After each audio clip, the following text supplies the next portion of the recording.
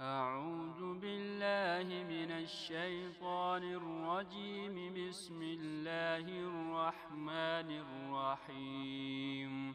والشمس وضحاها والقمر إذا تلاها والنهار إذا جلاها والليل إذا يغشاها والسماء وما بناها والأرض وما طحاها ونفس وما سواها فألهمها فجورها وتقواها قد أفلح من زكاها وقد خاب من دساها.